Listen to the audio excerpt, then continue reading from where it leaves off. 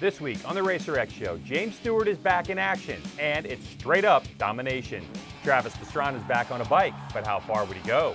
GNCC raced up Ohio, and a new winner and old champ emerged, and we chat him up via Skype. Endurocross invades Colorado, where it's always unpredictable and exciting. We have moto news and so much more right now.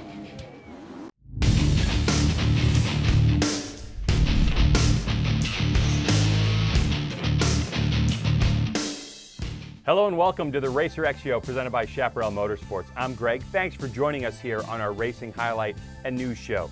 An innovative new motorcycle series that takes the turn out of typical racing, the return of Travis Pastrana with a big bore brute, that's a highlight, and GNCC bar banging action, all on today's ticket. So, let's go.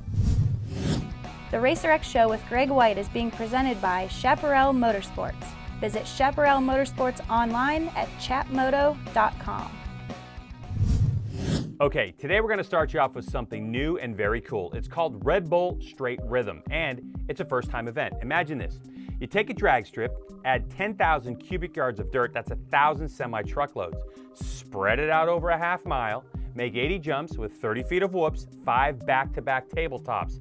800 man-hours later, you put racers side by side going head-to-head in a drag race. Winning 2 of 3 races advances you to the next round, bracket style. Lose 2 in 1 round, and you are done.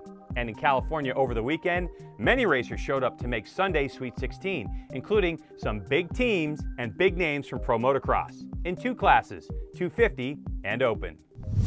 Taking a look at the bracket for the 250 class, the fastest qualifier was Marvin Musquin, upper left if you're looking for him, with his teammate Justin Hill a close second. Bottom right, Justin Bogle in the mix, Nico Izzy, and more. But near the end of the day, number 1 and number 2 would square off in the final. Ryder's right lane is Musquin on the 25, Hill is in the left lane. This is the second run of a possible 3. Musquin already beat Hill 50.91 seconds to Hill's 51.26. Hill needs this to stay alive. Let's take a listen.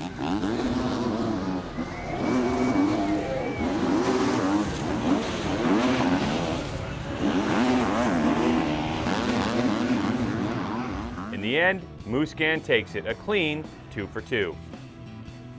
In the loser final, or the race for third, it was Jesse Nelson defeating Justin Bogle to stand on the podium, an all KTM box. But for fast qualifier, number 1 ranked Musquin, job well done. Everybody worked so hard and they did a fantastic job, and we had really good riders, and they make the competition really tough. But I'm happy about my day. Yesterday I was the fastest, and today I didn't lose any runs. So that was the key, and to be consistent and have fun. And I just can't wait for next year. In the Open class, someone you haven't seen in a while on a motorcycle, Yoshimura Suzuki's James Stewart was the quickest of them all in qualifying to be the number 1 seed. Number 2, and making his debut on the factory Red Bull KTM 450, Dean Wilson. Also in there, Malcolm Stewart, Justin Brayton, Kyle Chisholm, and Pro Motocross commentator Grant Langston, and more. To the finals we go. It comes down to the number 1 seed, James Stewart, and number 3 seed, Justin Brayton. This is the second race, with Brayton needing to win to stay alive. But even with Stewart's time off the bike, he still can rip these 80 jumps.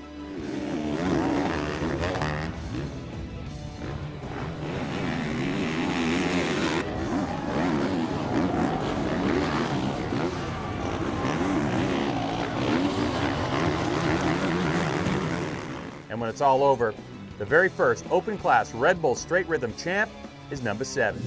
How about Malcolm Stewart on his private Honda, riding for the 7 brand, beating Dean Wilson, only needing 2 races to do it. So with his brother standing next to him on the podium, how about a word from James Stewart?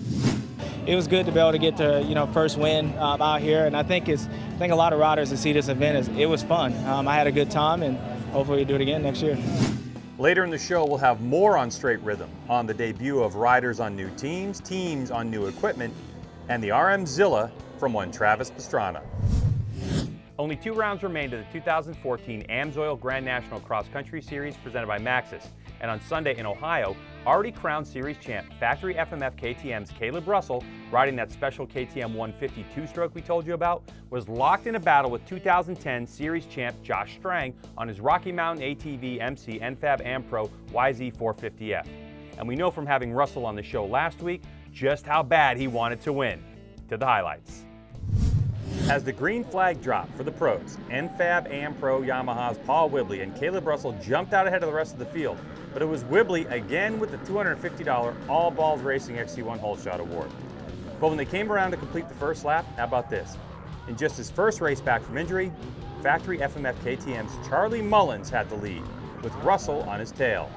But by lap 2, Russell had gotten ahead, and he was leading them all. Meanwhile, Josh Stang was making his way through the pack after a miscue on the start caused him to take off at the back of the pack. More on that in a bit. So with 2 to go, Stang was closing in, and the intensity skyrocketed between Russell and Stang, who was winless this year. Rumors of bar banging and arm waving all around. But in the final pit, Russell ended up spending more time to repair his brake pedal, which allowed Stang to break free. The battle for third was just as exciting between Ashburn, Mullins, Stewart, Baylor, and JCR Honda's Rockstar Energy's Chris Bach, exchanging positions all afternoon. Ending his XC2 career with a win, KTM supported rider Grant Baylor. He was also crowned with his second straight XC2 championship. Baylor put on a hard charge to top his class by over 4 minutes, while also finishing 7th overall in the day. He'll be on a KTM 450 for the final. So congratulations to Grant Baylor on his second championship, and for sure, a hearty welcome back to the top of the box for 2010 Series champ Josh Stang, who happens to be joining us here on the Racer X Show as a guest. Welcome, man. It's good to have you on the show. Congratulations on the big win last weekend.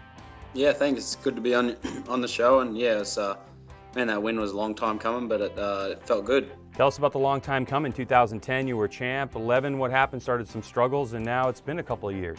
Yeah, the 2010 season went well. It's a long time ago now. It's hard to remember, but yeah, then 2011 was going well, and then we kind of lost some wheels off the truck, and then I ended up breaking my leg, and then I was absent from GNCC 2012 and came back last year, and finally got a win towards the end of the season this year. So it's been a long time, but I've been still having fun and everything, and it's finally good to get a win. This win, how do you feel now that we're on Tuesday? Is your confidence building back after that big win, or do you feel the same? I've been feeling pretty good on the bike. The Rocky Mountain ATV Yamaha back 450. I mean, it's been really good. We've made some changes over the summer, and I felt like I've been riding solid the last couple of weeks. So it's I feel confident. Caleb was on a 150, so he's the champion for a reason. He's the best rider this year. And he proved it on the weekend. He rode that little bike pretty damn good, and I was happy I could get a win either way. I mean, he chose to ride that bike, so I'll take the win, and I think that's really all I needed to start winning again. So we got another race in a couple of weeks, and then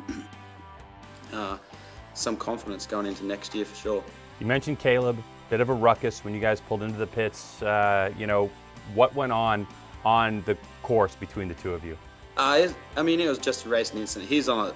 Everyone knows he was on a small bike that's underpowered, and I caught him there towards the end, and he was riding good, and he's on the slow bike, and he's trying to protect the line. And he came into me a couple of times. One time he came into me in a dangerous section, a little bit harder than probably what I think he meant to, and what I wanted, but it was fun. I was looking, like, I knew I was catching him. I was like, man, this is going to be fun racing him. And I knew I was going to have more power, so I figured it was a bit of fun. And then he hit me a little hard, and I was like, man, I'll stay away from that. And, he had to pull in for fuel, and that was it for the end of the race. But it was not too bad. I think he's a good competitor, and he can be aggressive at times, but I guess that's just how he races. Well, Josh, we're glad to have you back on top of the box, and we look forward to this final race of the season and seeing how your confidence builds. And we expect you back next season? Yeah, next season I'll be back GNCC racing. No final plans yet, but yeah, I'll be back for sure. So I need to get another championship. All right, we're looking forward to it. Thanks so much for being here on the Racer X Show, and we look forward to speaking with you again. Yeah, thank you. Hard to believe it's been 8 years since we last saw Travis Pastrana compete at an outdoor national, and 5 years since he tried to qualify for a Supercross. Yet there he was last Saturday at the Red Bull Straight Rhythm, riding a unique one-off Suzuki RM500 built by the guys at Service Honda and dubbed the RMzilla, trying to advance through the brackets. Even though it's been a while since we've seen him compete, Travis made it into the Sweet 16 and even took one of the 3 rounds from Josh Hansen, which he celebrated in typical Travis fashion with a massive backflip after the finish line, before ultimately becoming eliminated. Of course, that loss didn't faze Pastrana's enthusiasm one bit. That first rhythm section kicks my butt. I'll tell you, I haven't hit a backside the whole time, but it was awesome racing against Hansen and just being on the bike. And thank you guys, man. Crowd's cheering so loud. It's awesome to be back on the bike. I was, obviously hoping for a little bit more, but expecting a lot less. Good to see you out there, Travis. We hope to see you back next year. We now move to the Geico AMA Endurocross Series, where rockstar Lucas Oil JCR Honda's Colton Haker took his 2nd win of the year in front of an excited crowd in Denver. Haker's win shook up the point standings with factory Red Bull KTM's Tadej Blazusiak, and Haker tied for the lead, and Beta Geico Stillwell Performance Cody Webb only 1 point back in 3rd. When the gate dropped, it was Haker squeezing his Honda 450, collecting the Nexen Tire $500 hole shot award. But Blazusiak was right there and grabbed the lead before the end of lap 1. He'd lead until about the halfway point when a small mistake allowed Haker to take over the lead and never look back. Behind the front 2, Taylor Robert and Cody Webb were in a brutal early race battle, but around the halfway point, Robert went down, leaving 3rd to Webb. The race settled into a fast pace as Blazusiak would gain a little on Haker, only to have Haker find some speed and keep him at bay. So that's how they'd finish up with Colton Haker taking his 2nd win of the year. As I mentioned before, the championship is all tied up, and we're at the halfway mark. If you get a chance, you've got to go check out this racing. Right here on RacerTV.com, we're putting up the entire season of the Mountain Dew ATV MX National Championship. We've already posted 4 of 10 shows, and today we're posting up a couple more. Now rounds 4 and 5. 22 minutes and 30 seconds of commercial-free ATVs that look something like this. Squeezed off on the inside. Natali for the lead. Upperman going for it. Upperman now going after Hetrick. Hetrick with a mistake. What has happened? Can't make it happen. He does now, though. Shooting across the inside. Rastrelli held up. He's got some work to do also. And he's not wide out. Oh, Rastrelli! Just out jumping Natali and pushing him off the track. Well, we've been telling you about the remastered races of this year's Rocky Mountain ATV MC AMA National Motocross Championship presented by AMSOIL at Loretta Lynn's, and we're putting up 14 races a week for 4 weeks. And right now, here on RacerTV.com, we've put up another 14 races, and the action looks like this. TV Racer broadcast here, and Lucrucio just about endos. In a 16th place position, actually maybe up to 15th at this point. Most certainly, and it's got to be a big confidence booster for him to be able to come out here and perform against these guys. He and also the 38 of Tanner Stack, Caleb has got. Here we go. Reynolds is by the announcer's deck. Make that happen, and while we were out there. And Henry Miller has closed. But I hope for the best from this one. Want to get out and watch some racing? We want you to before that cold spell comes back. The final of the AMA Pro Flat Track Series to determine a 2014 Grand National Champion is happening in Pomona, California. Saturday night is date night at the track. Also, Endurocross is in Salt Lake City, round 5 of 8. You don't want to miss that. And if you happen to be in Japan, head on over to Motegi for MotoGP. Only 4 rounds remain in that one. A quick congratulations to USA youngster Jason Uribe, the 15-year-old locked up 3rd in the British Superbike Series Moto3 Class Championship, first American to do that, and to James Rispoli, who got his 2nd podium of the season in the hotly contested British Super Sport Series, 3rd on Saturday, both at Silverstone. Go USA! The Racer X Show with Greg White is being presented by Chaparral Motorsports. Visit Chaparral Motorsports online at chatmoto.com. Well, that's it for now. We hope you enjoyed it. We certainly did. Check us out on all of our social media links. Twitter and Instagram is @RacerXShow. On YouTube, you can like us at The Racer X Show. Follow us and do all that kind of stuff, okay? And you can follow me personally on Twitter. It's @GregWhite. For the fine crew here at the Racer X Show, presented by Chaparral Motorsports and Racer TV, I'm Greg White. Remember, we are all racing all the time. See ya.